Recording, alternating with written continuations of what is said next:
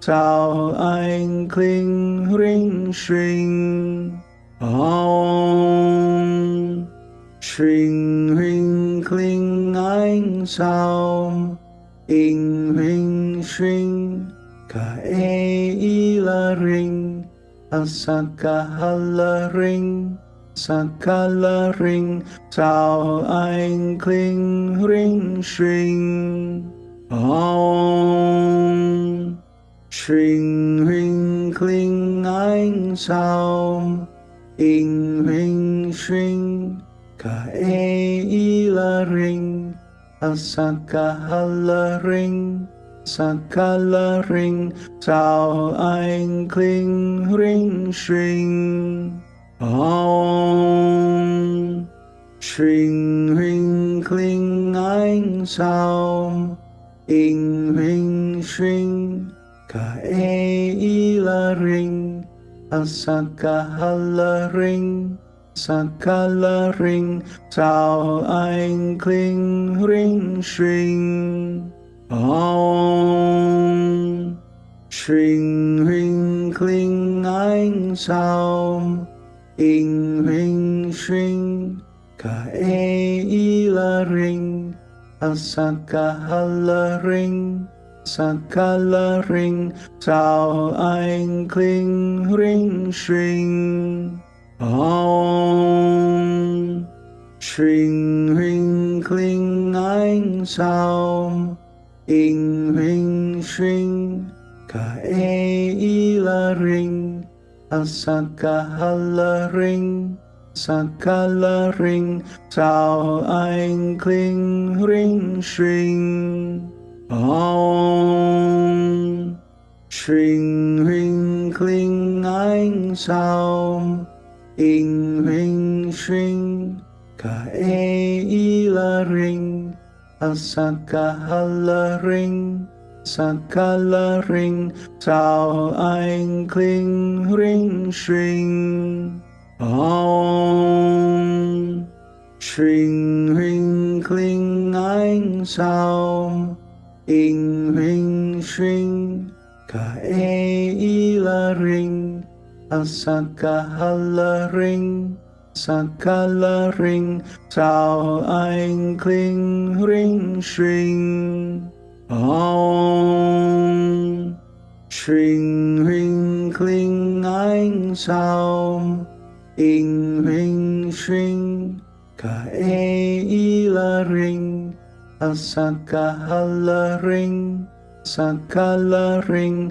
Chào anh kling ring shring.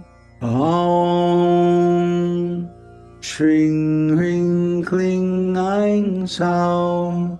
In ring shring ka e la ring. Asakala ring. Sakala ring. Chào anh kling ring shring. Om shring ring kling anh sao. In ring shring ka e la ring. Asakala ring. Sakala ring. Chào anh kling ring shring. Om shring ring kling anh sao. In ring shring ka e la ring. Asakala ring. Sakala ring. Chào anh kling ring shring.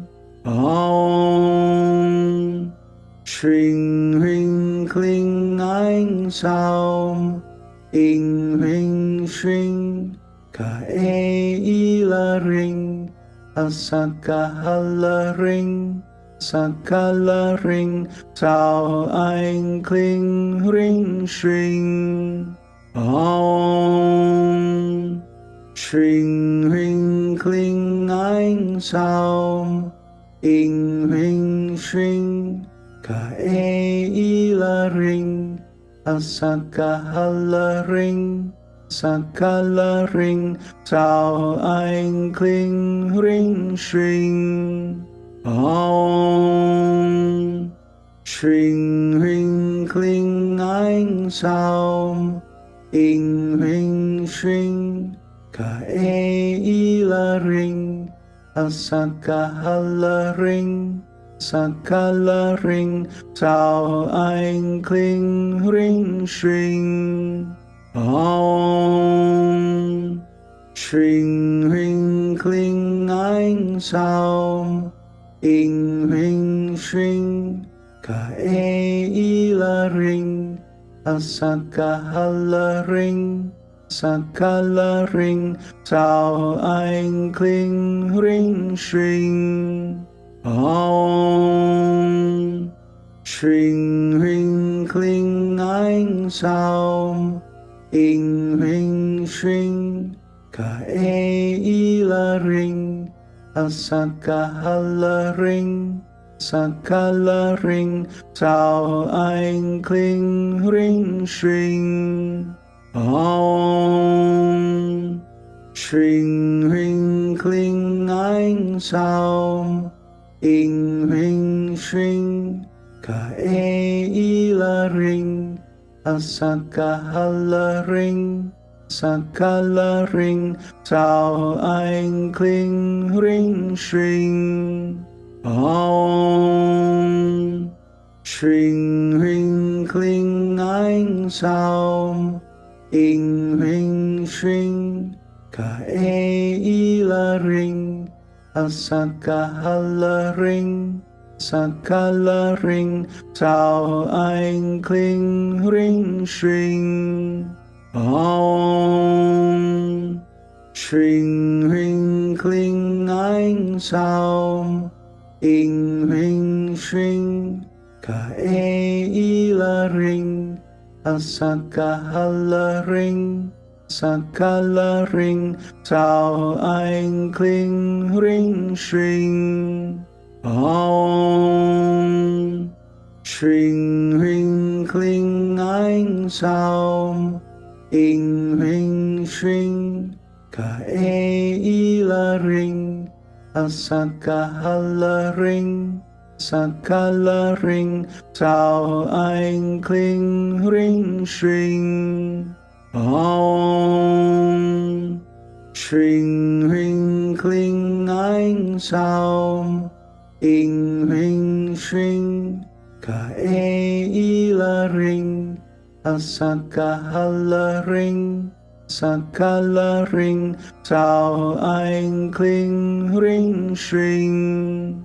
Om Shring ring kling ánh sao, in ring shring, ka e la ring, asakala ring, sakala ring, sao anh kling ring shring. Om Shring ring kling ánh sao, in ring shring, ka e la ring, asakala ring, sakala ring, sao anh kling ring shring. Om Shring ring kling ánh sao, in ring shring, ka e la ring, asakala ring, sakala ring, sao anh kling ring shring. Om Shring ring kling ánh sao, in ring shring, ka e la ring, asakala ring, sakala ring, sao anh kling ring shring. Om Shring ring kling ánh sao, in ring shring, ka e la ring, asakala ring, sakala ring, sao anh kling ring shring. Namaste, everybody. Is the sound coming good?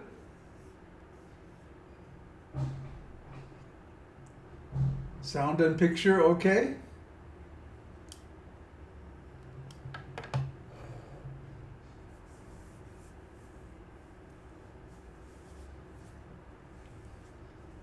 Ah.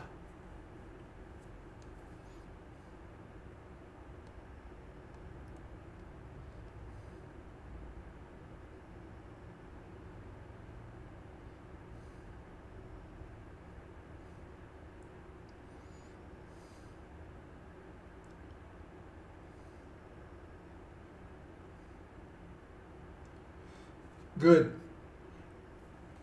So everyone can hear me. Tonight we're going to talk about Ribhu-gita.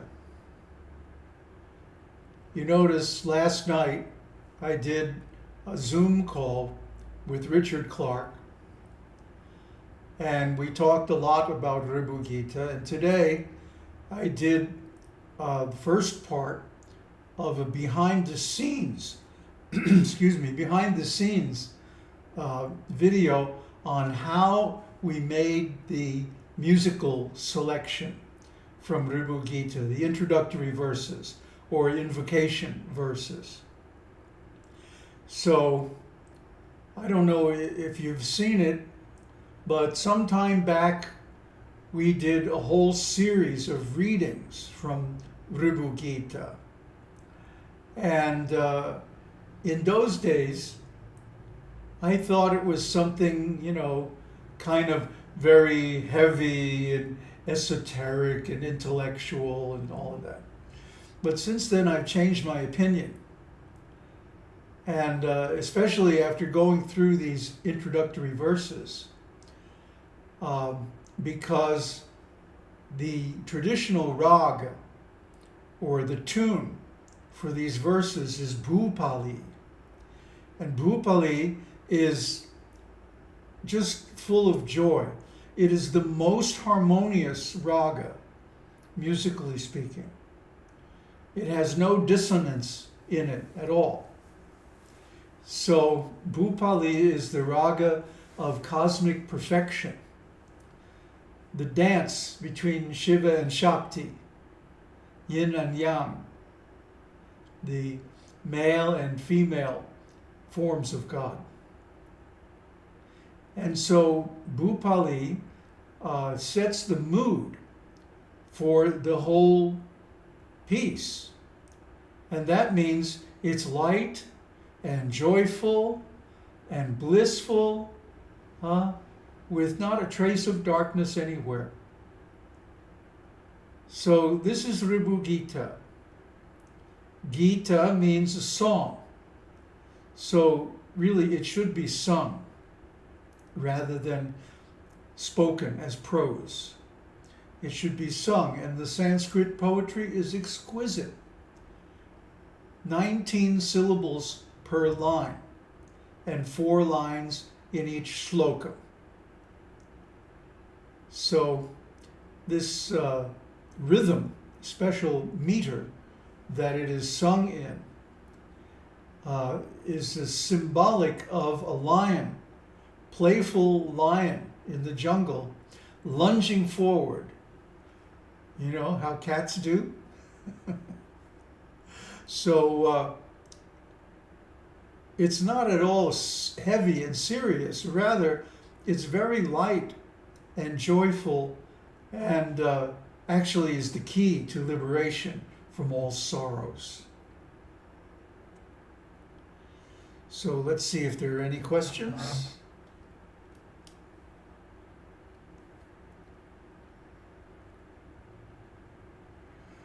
Oh, welcome from Germany. It's not cold and gray here. It's sunny and warm. Today was up to about 30, 32 or something like that. Nice beach weather.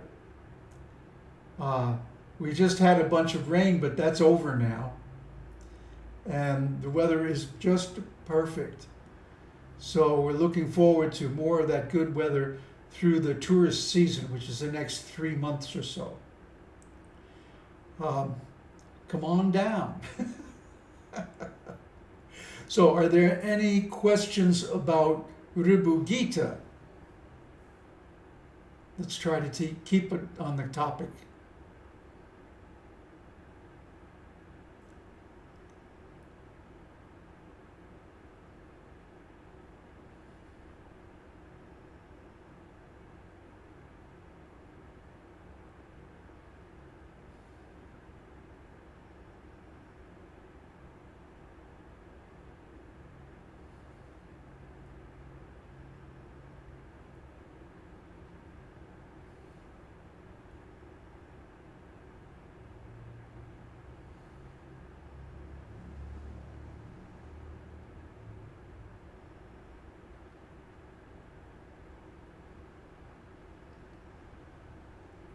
No questions? How is that possible?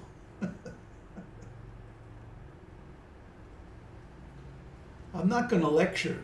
You have to ask questions, or I'm just going to sit here.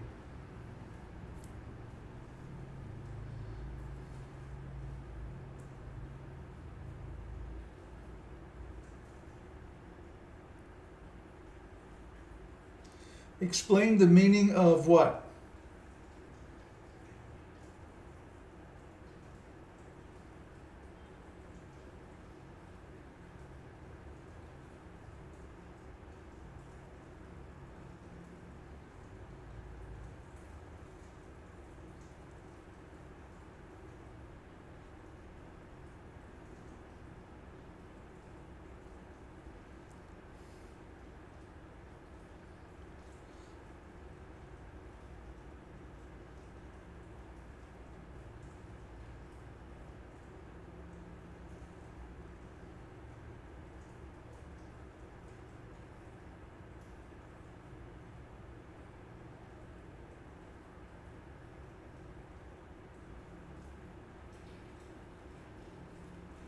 There's about a minute delay between when I say something and when it appears on your screen.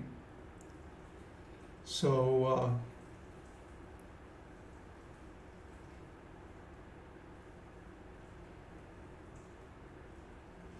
it's kind of slow.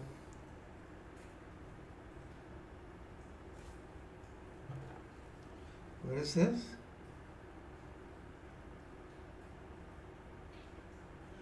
I don't understand. I try to support what?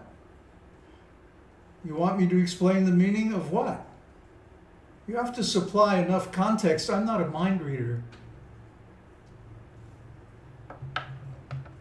Anybody else?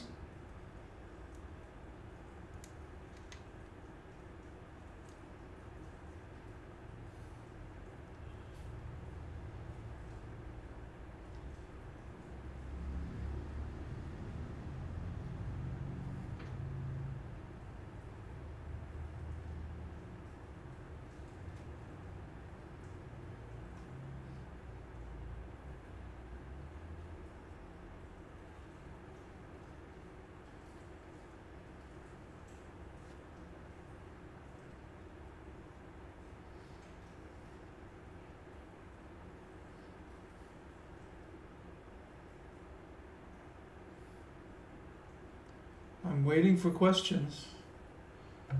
Oh, let's see. No, the internet's not messing up. Everything is fine. We have a good signal. Several watchers. What is this?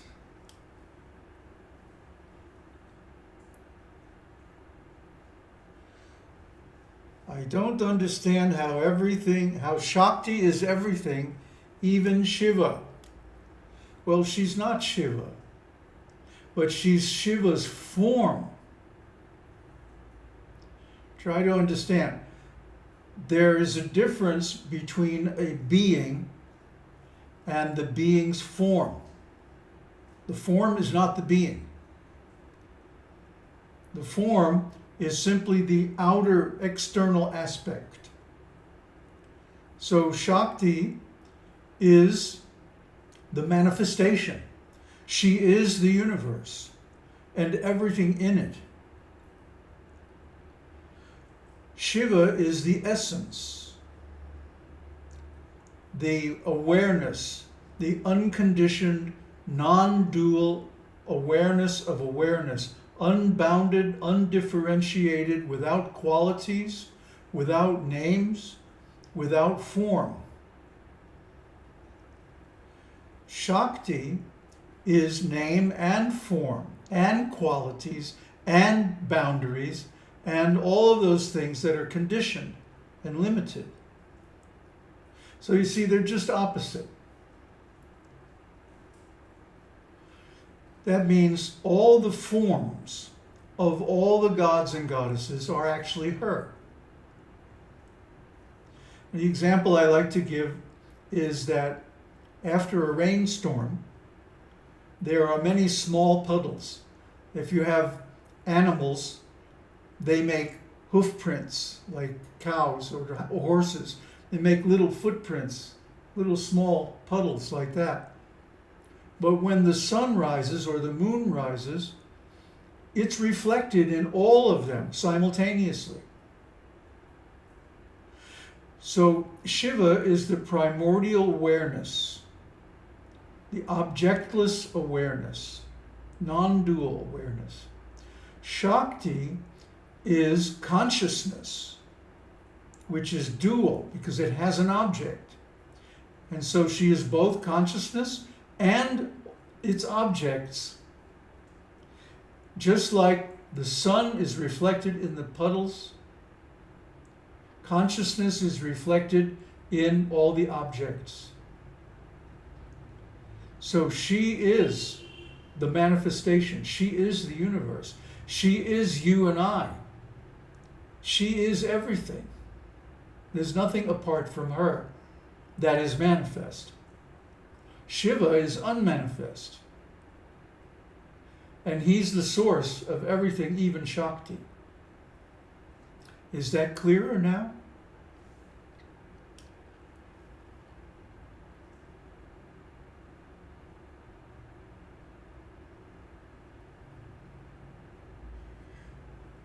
Well, I guess we scared away a bunch of people. We went from 8 or 9 viewers down to 5. I don't know what I said.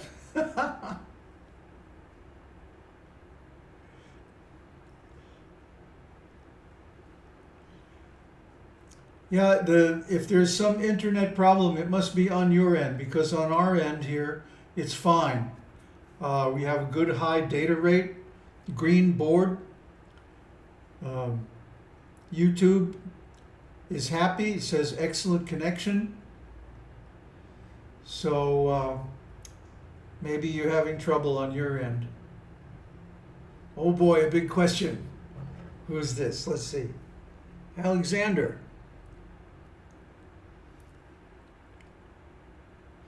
Is Shiva basically the same as the same experience of Nibbana in a Buddhist context? Yeah, sort of. The Nibbana, or enlightenment, is a state. Shiva is a being. You get the difference? He is the being of that state. Nibbana, moksha, enlightenment, liberation, whatever you want to call it. The point is that Shiva is everything. Consciousness, or more than consciousness, awareness is everything. Without awareness, there isn't anything. Just think about it for a minute. Look around you. You see so many things. But without awareness, you wouldn't even know that you're consciousness, that you're conscious. So awareness is fundamental, and awareness is Shiva. The objects of awareness are Shakti. That's the easiest way to understand it. Let's see, somebody else said something?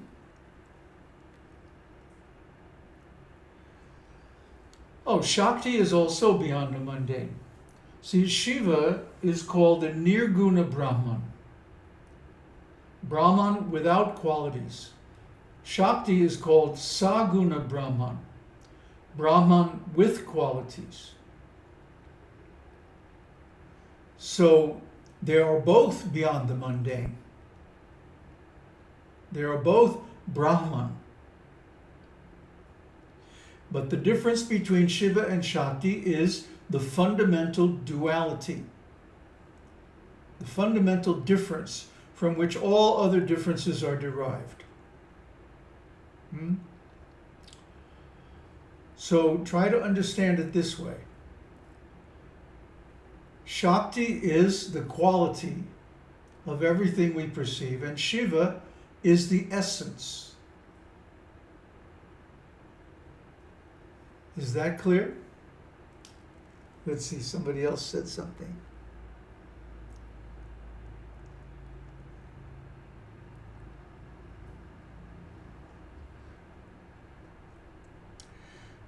A genius, is that it? Misspelled. Genius? That's embarrassing, huh? Misspelled genius. A distinction between a state of being and being itself. Well, yeah. Just you have ice cream, and then you have the different flavors of ice cream. Ice cream without flavor is pretty plain. Not even vanilla. It's even less than vanilla. Vanilla is also a flavoring. But Shakti is like all the different varieties of flavors, and Shiva is like the ice cream. It's another example. Let's see, then there's another. It seems to me this existence is like a continuous love-making session between Shiva and Shakti. Yeah, that's exactly what it is. It is their dance of love. And in the beginning of the universe, when it's time to create the multitude of living beings, Shiva and Shakti make love for 1,000 years of the demigods, which is a long, long time. It's like, 10 million years of our time. So they are the original tantric couple. And by the way, just an aside, a lot of people make big talk about Tantra, but unless Tantra is practiced as an offering to Shiva and Shakti, it's not the real thing. It's just sexual indulgence. It'll just, bring you lower on the scale of consciousness rather than higher. So authentic Tantra is done as an offering to Shiva and Shakti. Let's see. The next one. What of things that are beyond our awareness that are not Shiva? What? Shiva is in my awareness. Shiva is my awareness. He's your awareness too. He is the self. Ramana Maharshi talks about the self. And we all have heard of self-realization. Well, what is this self? That's Shiva. Shiva is in everything. And so is Shakti. Shiva is the being. Shakti is the state of that being. So there's no need to wonder about things that are outside of our awareness, because when we become self-realized, everything is within our awareness. There is nothing unknown. In Bhagavad-gita, Krishna says to Arjuna, and I'm trying to remember the chapter, it might be the 14th chapter, I'm not sure. He says, now I shall describe that knowledge, knowing which there remains nothing further to be known. That knowledge, knowing which there is nothing further to be known. So if there's any incompleteness of our knowledge or consciousness, that means we have not attained self-realization. That means we're still in conditioned consciousness, or we're more precisely, we're identified with conditioned consciousness rather than pure awareness, which is Shiva. Shivoham, I am Shiva. This is a famous prayer by Shankaracharya, and that's the refrain. Shivoham, Shivoham, Shivoham. Just like the famous Vedic Mahavakya. Aham Brahmasmi means I am Brahman. It comes from the Upanishads. So it's one thing to just say it as a mantra or as a philosophical statement. It's another thing to actually realize it and know for certain that there is nothing outside of our awareness.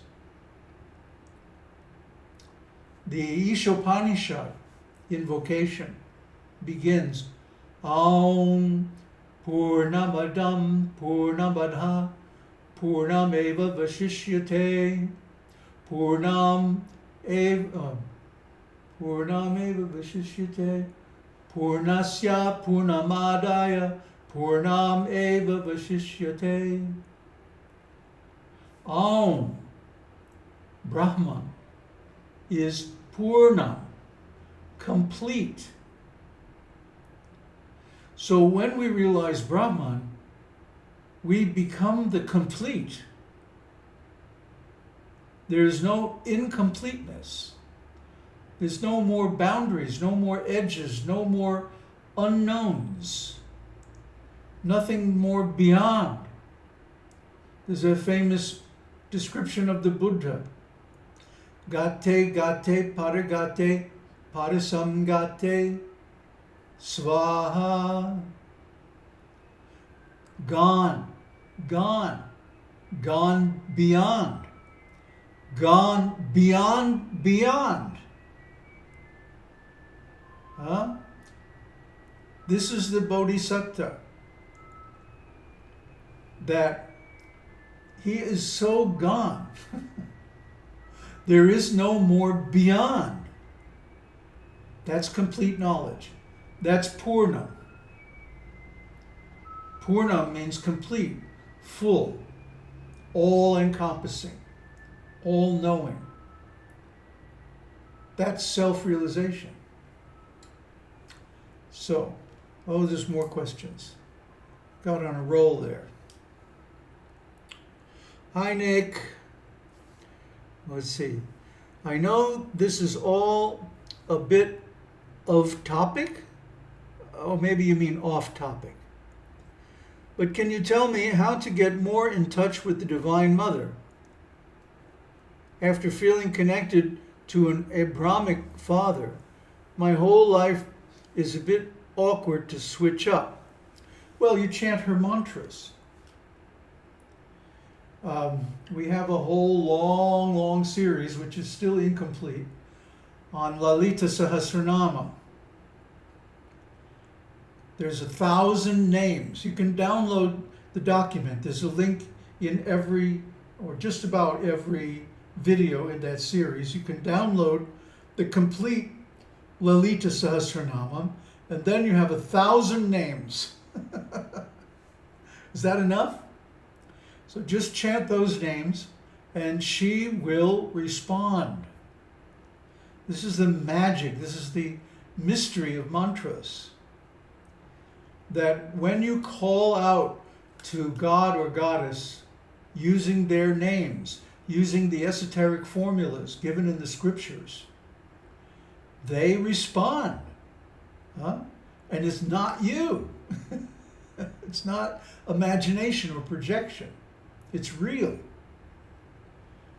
I could tell a whole bunch of stories, but I'm not going to go into it because it really is off topic. I guess Ribhu-gita is so esoteric, nobody can even ask think of a question. That's out there, man. Let's see. Jacob Hoy. Hi, Jacob. So with karma, any action done without a doer, without being attached into the uncreate fire,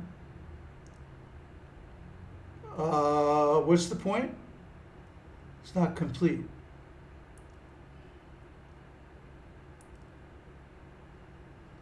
Although I already feel the connection, I also feel clumsy while praying to the mother.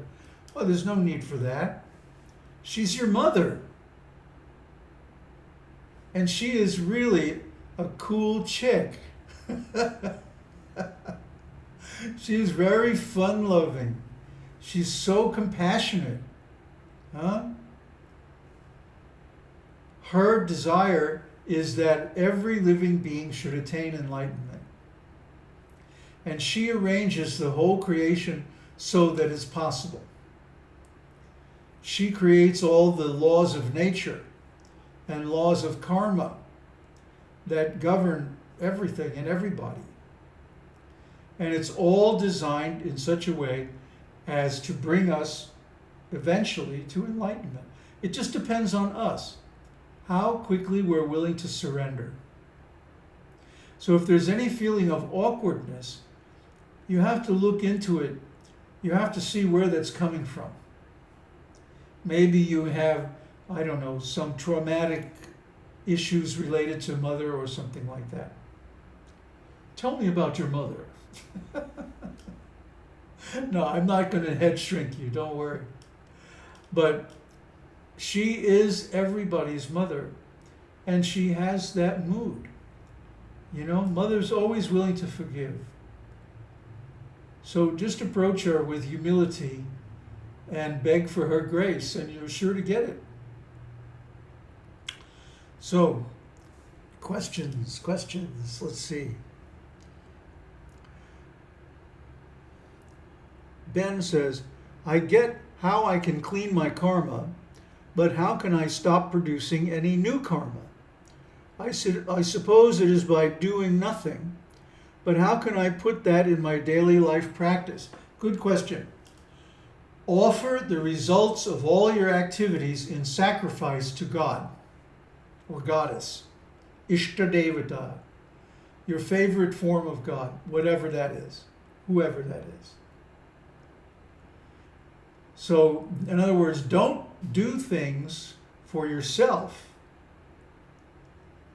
Even you can do the same things, but offer it to God.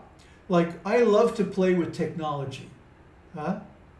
If you watch the behind the scenes video today, you get to see how I love to play with technology. Man, I wish I had these tools back when I was going to music school and then later when I was a professional composer. Man, I could have made some dent in the universe, let me tell you. But anyway, by playing with technology now is not karmic because it's all done in service. Service to God, to Goddess, and to the devotees. It's all offered. I don't get anything from this. You notice I'm not asking for donations. I'm not creating any organizations. Huh? I don't even have a little ashram or anything. You know? I have to pay for the equipment and the bandwidth, plus my own living expenses and so on. See? I'm not doing this for any selfish gain. I'm doing it as a service. That service attitude is what leads to the next stage of bhakti yoga, love of God. See? It's like a plant. You plant the seed. When it comes up, you water it, you weed it, you take care of it. Maybe you prune it here and there if it gets out of line. You give it space and air to breathe. And then, slowly, it grows until it bears fruit. Now, there's nothing you did to make it bear fruit. It happened all by itself. You simply created the conditions in which it could grow. And you tended it and protected it and served it until it could provide the food that you needed. So, it's the same way with spiritual life. The mantras and the instructions of the scriptures and the guru are the seed. But then you have to plant that seed and water it and weed it and protect it and guide it and nurture it until it can grow to the point where it provides the fruits. But you are not the doer. It's a blessing. Okay, questions are mounting here. What's going on?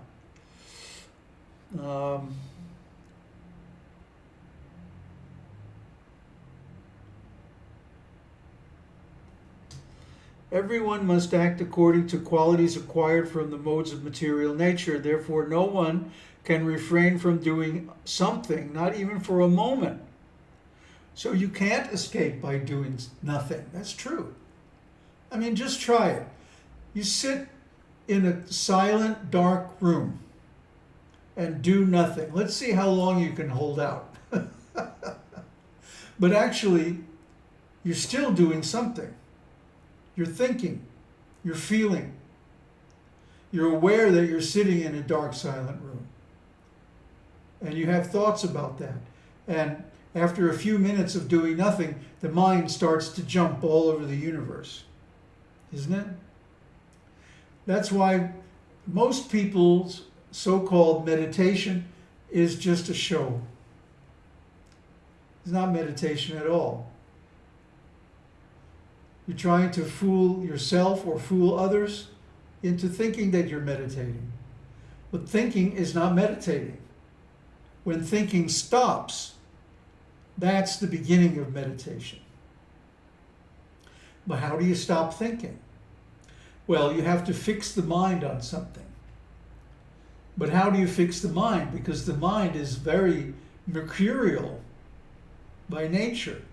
And the more you try to force it, the more it will slip out of your grasp and go jumping all over the place.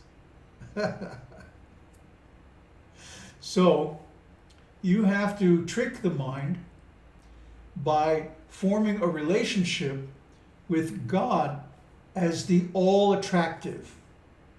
Whatever you find beautiful, lovely, attractive, aesthetic, whatever you admire, whatever you think is great or cool or whatever, see those qualities in God, or see God as the source of those qualities.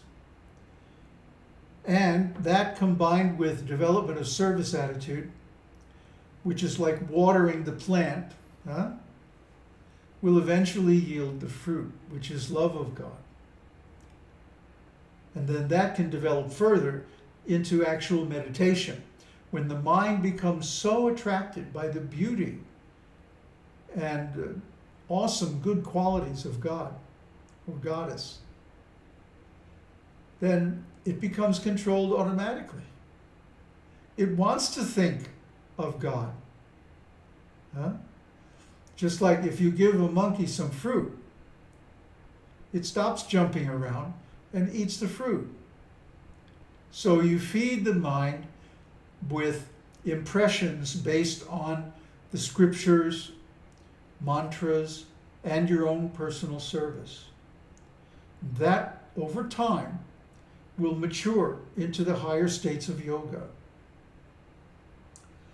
So let's see what else we've got here.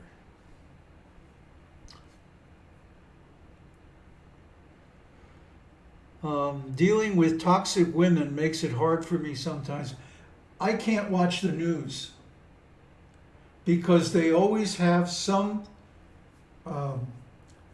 lady, I guess, but they have such a hard voice and such a sharp sounding delivery. I can't listen to it. You know, it's like, I'm going to get a lot of flack for this, but as far as I can tell, the so-called women's lib is just a license for women to start doing the same nonsense as men have done for hundreds of years.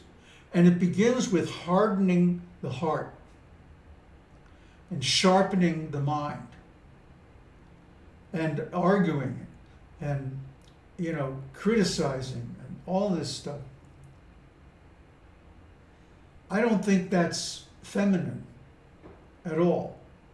And it's off-putting, tremendously off-putting to me. When I hear someone talking like that, which in the East is very rare, or comparatively rare, still there's a few. But when I hear somebody talking like that, I run the other way. I literally go the other way. I don't want to hear it. It's ugly. I mean, men at least have the excuse, as a friend of mine who's a therapist used to call it, testosterone poisoning. You know, but with women it's completely mental, and so they don't have the excuse. And yes, it's toxic. Just as toxic masculinity. You know, I got a lot of flack for saying that I don't accept the anti-vaxxer movement or mentality. But what I didn't say is that I also don't accept the vaccine fascist mentality. Like throwing people into quarantine against their will. You know, in Germany now they're even going, I hear in Australia also, they're even like rounding up unvaccinated people and putting them in camps and stuff. This is crazy. Just as crazy as resisting getting vaccines for no good reason. So it's the same with this feminism. It's actually a misnomer, you know. Feminism has come to mean masculinization of women, along with emasculinization of men. So I'm not buying it. But on the other hand, toxic masculinity is also a thing. And I also don't buy that.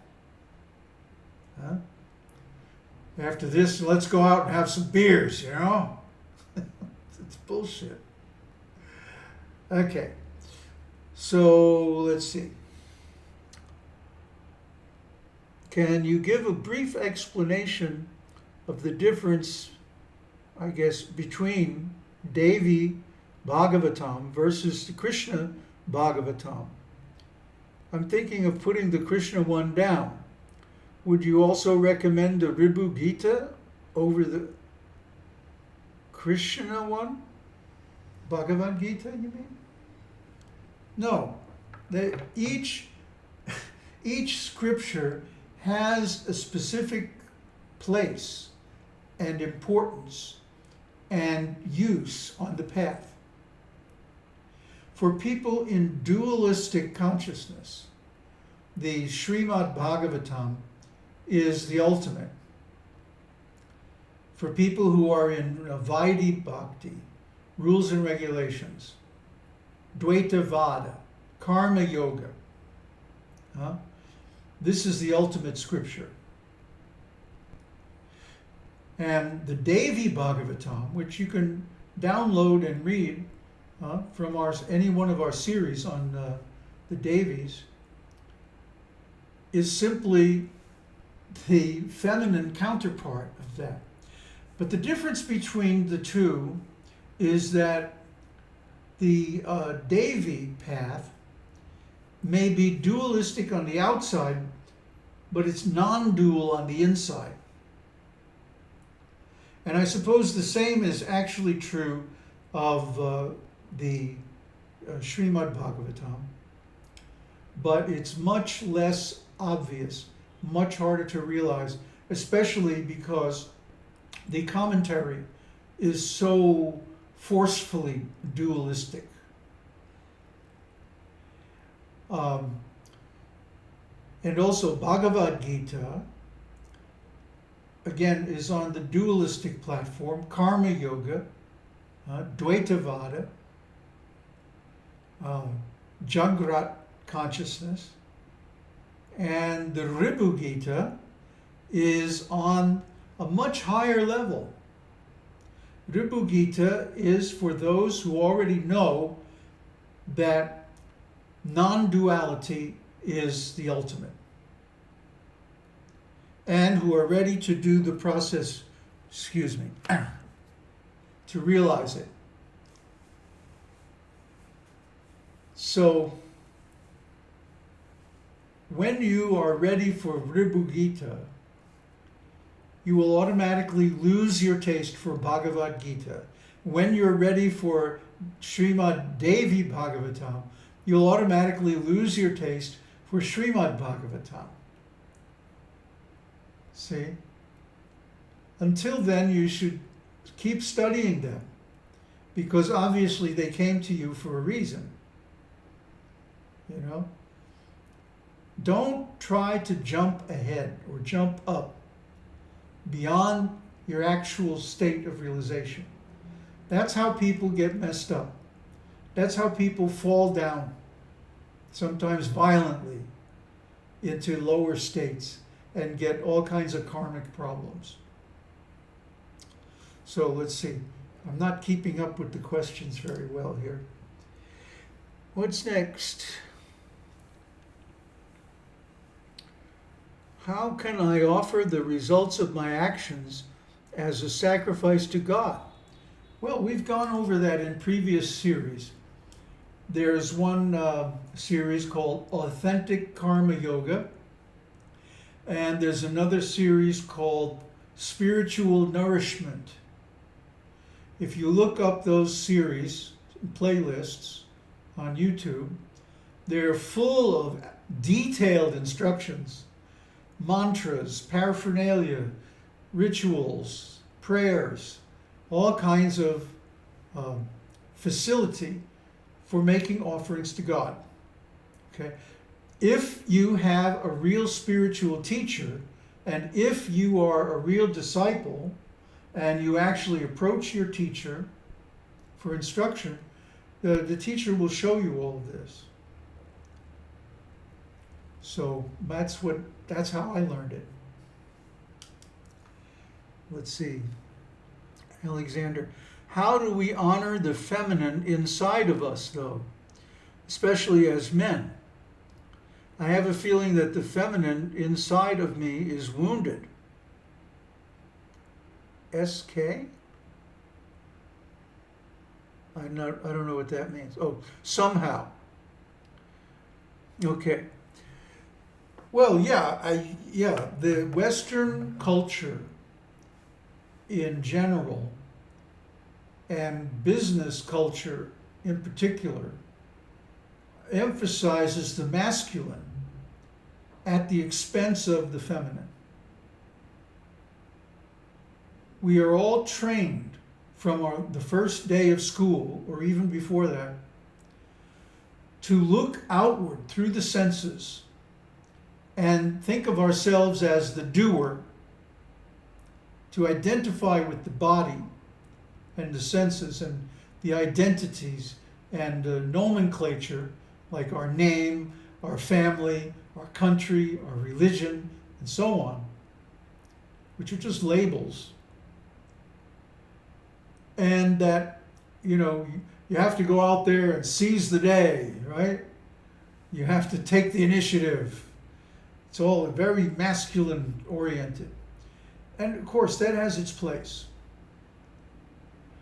But there also has to be room for the inward looking mind or attention that does not identify with the body or the senses or the mind or the labels. See? That is passive, that simply accepts what is happening. Doesn't try to force things, doesn't try to become the doer Huh? That's the feminine within. And that is very much suppressed in society today. Like I was just talking about feminism, how even feminism has become a misnomer because it's training women to be more masculine. So, there is everything within us because we are Brahman, ultimately. So everything is there, Shiva and Shakti, masculine and feminine, active and passive, will and surrender. Both are there. It's not, see, Western thinking is based on Aristotelian logic, which is black and white, binary, 1 or 0, right or wrong, good or bad, saved or sinner in Christian theology. So when you go to school, you have to get the right answer, and anything other than that is the wrong answer. So this duality is pounded into us from the start. But the reality is not like that. Reality is a spectrum of shades of gray. Nothing is clearly one or the other. It's always some ambiguous mix. See? And this urge for closure or clarity or the fundamental binary answer of right or wrong, yes or no, good or bad, this is one of the things that keeps us in illusion. Because nature is ambiguous. Nature doesn't crave closure. Nature is willing to sit with ambiguity, is willing to listen without judgment and speak without any particular aim. See, watch nature. Nature will teach you a lot. And especially it will show up how distorted our thinking is. So you have to go within yourself. That's the first move of the feminine nature, is to go within rather than going without. Going within and looking at yourself and contemplating what's going on inside is primarily a feminine kind of activity. This should be cultivated to bring the masculine and feminine into balance.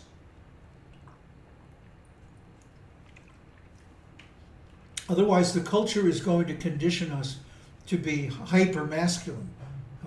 This toxic masculinity is simply masculinity without the proper balance.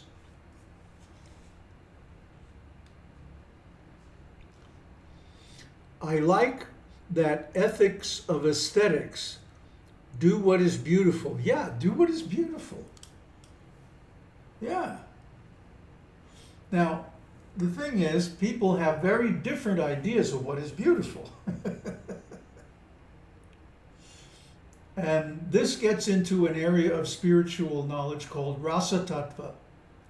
Rasa means the sweet essence or the nectar, that which is enjoyable. And tattva means a system of truth or knowledge. So there's a system of truth or knowledge about that which is enjoyable in different tastes. So there are 5 primary rasas: neutrality, servitorship, friendship, parenthood, and conjugal love. And there are 7 secondary rasas: humor, anger, oh boy, it's been so long since I talked about this, I forget them all. But anyway, there are 5 primaries, 7 secondary rasas. Some are more compatible than others. But this anger, for example, is a rasa. Sometimes we see the avatars, if you read the scriptures, they get angry and they destroy stuff, But they do it for the purpose, the ultimate purpose of self-realization. So it's beautiful. you can imagine that. So to some people, anger is beautiful, fighting is beautiful. For some people, lovemaking is beautiful. For other people, service is beautiful. For the Buddha, neutrality is beautiful. One time, it wasn't the Buddha himself, but it was one of his chief disciples, Sariputta. He said, this nibbana, this extinguishment, is beautiful. It's so blissful. And then one of the monks who was hearing him said, well, what's so blissful about it if nothing is felt? And Sariputta said, oh, that's exactly what is blissful, that nothing is felt. See, this is neutrality, the ultimate neutrality. So for some people, that is the ultimate beauty. For other people, it's being a servant or a friend or a parent or a lover, or being a fighter, or being a stand-up comedian. So those who have mastered the science of rasa are comfortable with all these emotions. They find the beauty in them, and they use them appropriately to bring themselves and help bring others to self-realization. These are all topics that, you know, I could do a whole video series on. Let's see. Alexander. What? No, Ben, you got it backwards. Yang is male. Yin is feminine. Yang is active. Feminine is receiving. Okay. Yeah, okay. Alexander got it. Okay. Namaste, namaste. So, when one attains enlightenment and does action to burn the previous prarabdha karma, do they further become the doer of extinguishing the previous karma? No. No, we can't extinguish karma. We don't have authority over karma. Goddess does. See, it's her system. She makes the laws of the universe. It's actually Aupurusheya, means beyond human intelligence. So we aren't the ones to extinguish the karma, but we are the ones who perform akarma or naishkarma, the actions dedicated to the Supreme that have no karmic result. And when we perform a sufficient amount of that, then we become qualified to have our previous karma erased. But we don't do that. Goddess does that. Just like she bestows enlightenment. You know, that's not something we do. It's something that we receive when we become qualified for it. So another question. Can you talk about the difference between the bliss of Nibbana and the bliss of Bhakti? The fact that nothing is felt in Nibbana points to a difference between the two. As in Bhakti, love is felt. Yeah, Bhakti is dual. Love has an object. Therefore, the bliss of Bhakti is on the level of Vishishtadvaitavada, means conditioned non-duality. We know that ultimately we are one with Brahman, but we haven't realized it yet. We are still somewhat conditioned by duality. So that's all right. We take up bhakti as a way to express our love for the self. There's a beautiful passage in the Brihadaranyaka Upanishad that the wife is dear not because of the wife, but because of the self within the wife. Similarly, the husband, the son, the house, the family, the possessions, the money, the titles, this, that, are all dear, not because of themselves, but because of the self within them. The self is dear, not the manifestations. See, and this points up why, for example, we talk about the soul outliving the body. That the body may fall down, the body may pass away, but the soul lives on. The essence of the person, the consciousness, the being, survives the death of the body. This is a central tenet of every religion there is. So the reason is that we make a distinction, and that love that we feel bridges that distinction between the self and the other. And in its highest development, that distinction between self and other disappears. That's pure love. Ananya bhakti. Ananya means the other. Ananya means there is no other. One time, Ramana Maharshi was asked, how should we treat others? Probably the questioner was expecting him to say something like, oh, we should be kind, we should be loving, or something like that. But what he said was, there are no others.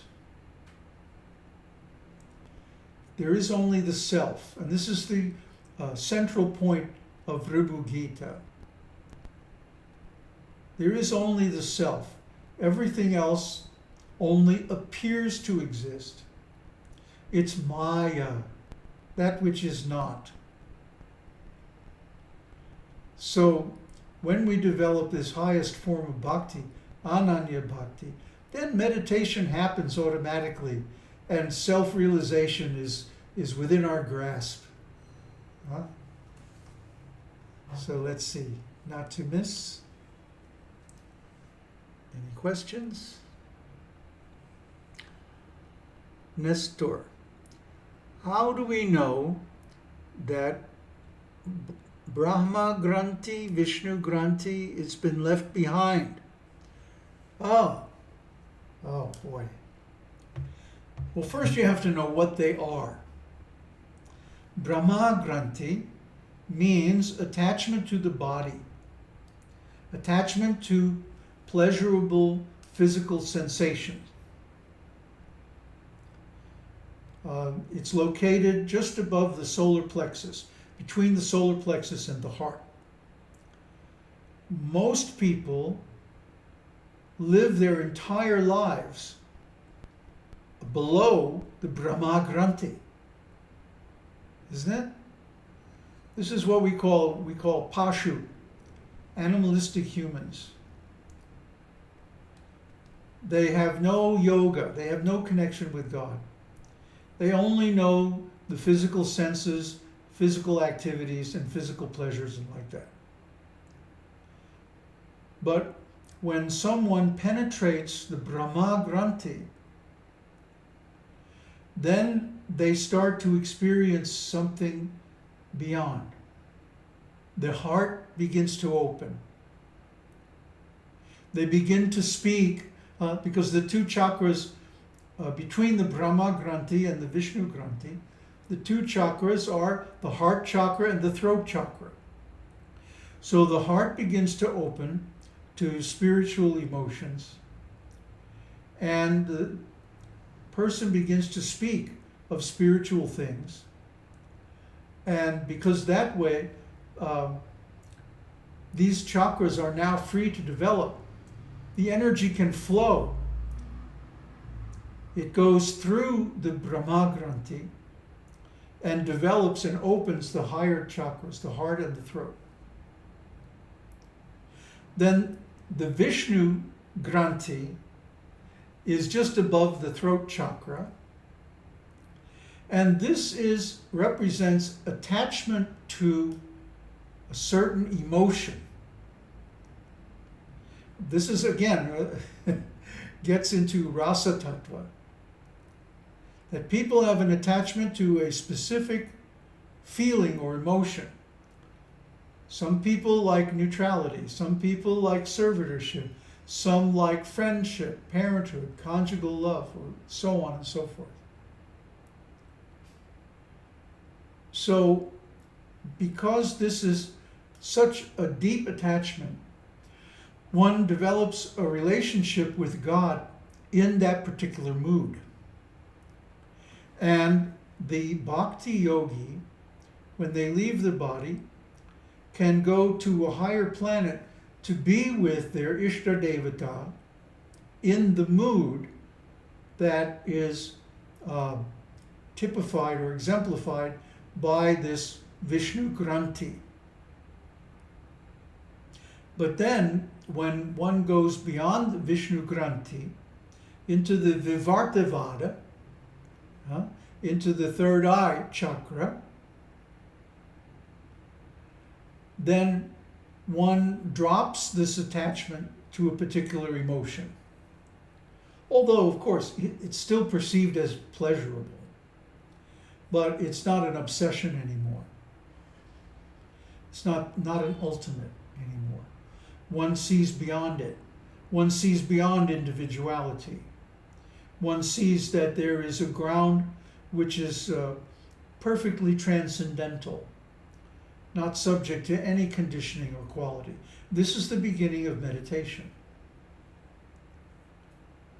See, this is why meditation can't be faked. It can't be done as an effort of will. And if you try it, you'll see, you'll fail. That doesn't mean you should stop trying, because every time you try, it becomes a little bit easier, and you begin to see why you can't do it, and eventually you pierce through this attachment to a particular emotion, and then you can meditate. So finally, there's the Rudra Granthi, just above the third eye. And the Rudra Granthi means attachment to form, to being, to consciousness itself.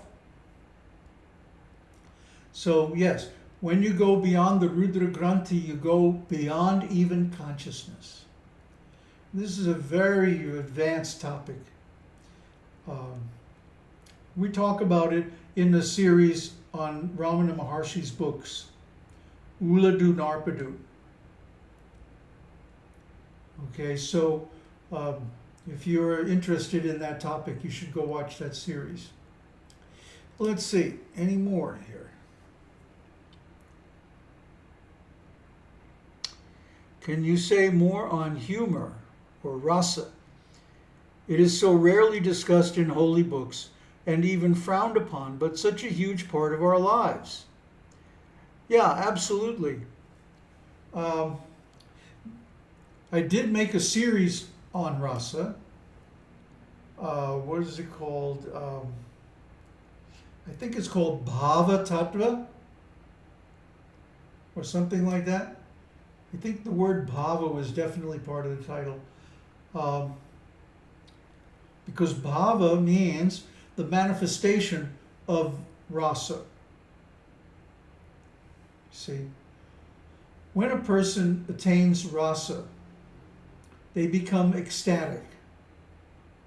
And they begin to experience ecstatic symptoms, like what we call goosebumps, chicken skin. The proper name is horripilation. It means you get chills or feeling of energy running through the body. Oftentimes there are tears, choking up of the voice,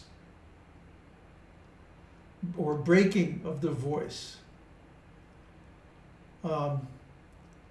Sometimes one begins to talk nonsense, or dance, or sing,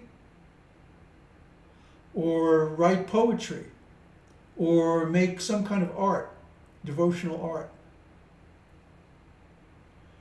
In the really, really intense stages of ecstasy, sometimes there's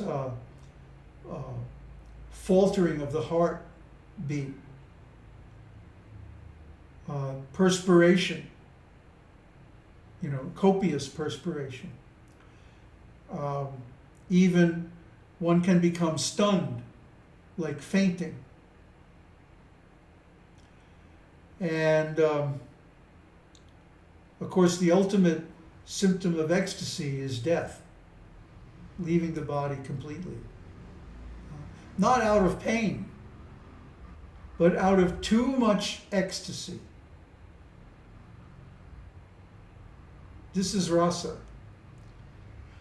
So, if you are worshiping God in some rasa, and you start to get these symptoms, don't be afraid. There's nothing wrong. In fact, it means that you're really on the path. It's a good symptom, good indication you're making spiritual progress. Yeah. So don't try to resist it. Although if you're around other people, sometimes it's a good idea to keep the symptoms covered until you can be in private and enjoy them thoroughly. So let's see, we're almost out of time. Oh, we are out of time, actually.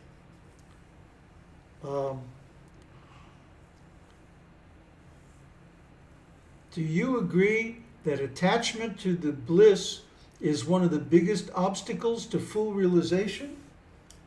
It depends, There are so many of these questions that the answer depends on your point of view, your state of consciousness, your degree of realization, and so on.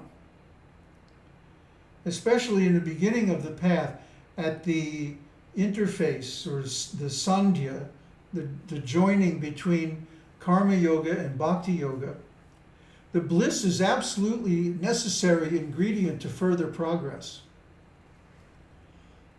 Because, just performing rituals and following rules and regulations is pretty dry.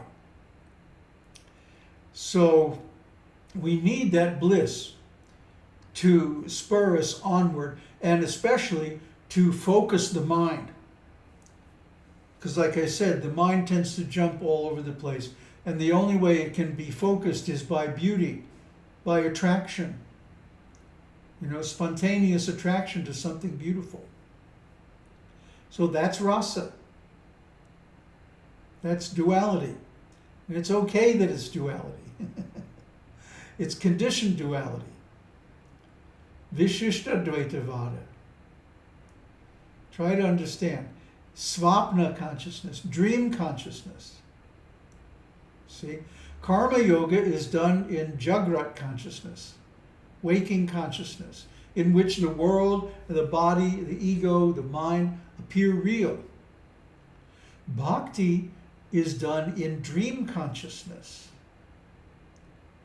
which is why we can become attached in bhakti to a manifestation of God and pastimes of God that are just like inconceivable to others.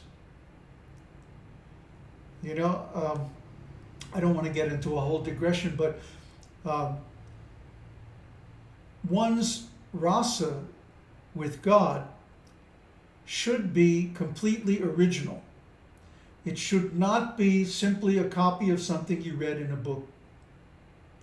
That's inauthentic. That's just imitation. You shouldn't just copy, but you should find an original form of relationship with your chosen Ishta Devata. Then you can experience the rasa. Then you can go deeply into bhakti, right? And the bliss will increase to the point where you don't need it anymore. See, if you cultivate bhakti to the point where you can pretty much experience bliss whenever you want, after a while, it doesn't seem like such a valuable thing anymore, you know? Like if you have a $100 bill, you know, that's all the money you have. It seems like a big deal. Oh boy, $100 bill. Wow. A Benjamin. But if you have $1 million or 10 million or $1 billion, $100 bill is nothing. See? So when you reach actual bliss, it changes your relationship with ecstasy. Ecstasy becomes just such a normal thing that you don't feel anymore you have to strive for it, because you can have it whenever you want. Thus, it loses its extreme value, and it just becomes like normal part of life. That's how you lose the attachment to it. It's not like you deny it or try to stop it. But it just becomes like, you know, that's the way it is. Okay, one last question. Swamiji, I've been having nightmares. Yow. I always see myself surrounded by water or flood or tsunami. I drown or I watch them approaching me all the time. Can you explain why? No. Only you can explain why. Because only you have access to the deepest parts of your mind.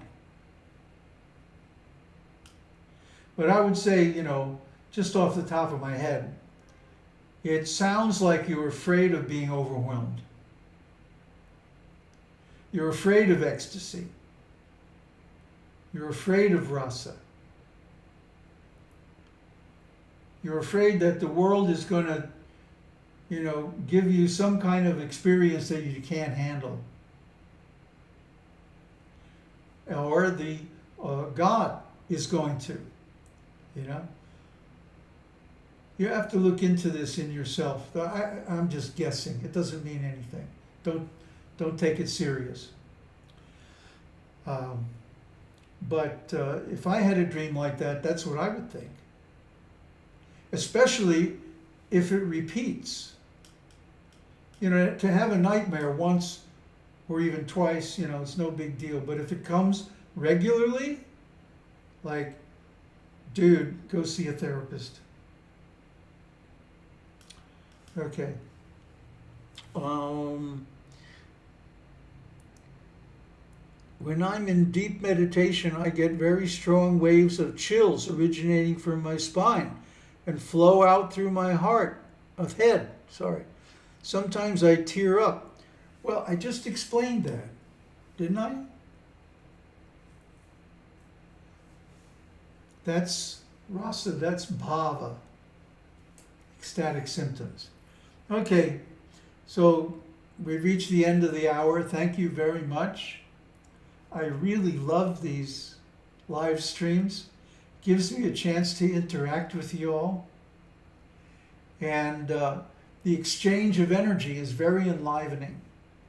And now more people are getting in touch with me to have Zoom conversations. This is also very exciting for me. And you notice I've gone back to doing a couple of little lecture videos because now I have the energy.